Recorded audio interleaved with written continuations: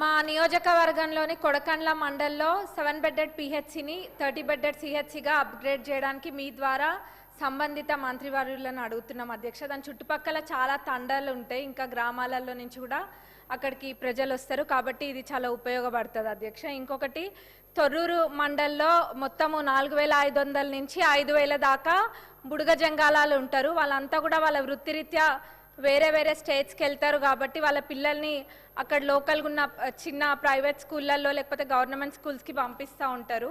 వాళ్ళందరికీ కూడా SC hostel sanction అయితే వాళ్ళ పిల్లలకు కూడా భద్రంగా ఉంటుందని చెప్పి వాళ్ళందరూ ప్రపోజల్ పెట్టమని అడగడం జరిగింది అధ్యక్ష. మీ ద్వారా సంబంధిత మంత్రివర్యులని అడుగుతున్నాం. ఇంకొకటి, ఆర్ఎన్బి రోడ్స్కి సంబంధించి మా దగ్గర ప్రధానంగా 3 రోడ్స్ ఉన్నాయి అధ్యక్ష. ఒకటేమో తొర్రూరు టు హర్పిరాల ఒకటి ఉంది, ఇంకొకటి మురిపిరాల టు జఫర్గఢ్ ఏమో అదొక 20 కిలోమీటర్ల దాకా ఉంటుంది అధ్యక్ష. అది చాలా అత్యవసరము. ఇంకా మైలారం టు గుత్తూరు కూడా అదొక 13 కిలోమీటర్ల దాకా ఉంటుంది అధ్యక్ష. అది కూడా మీ ద్వారా సంబంధిత మంత్రివర్యులని అడుగుతున్నాం అధ్యక్ష.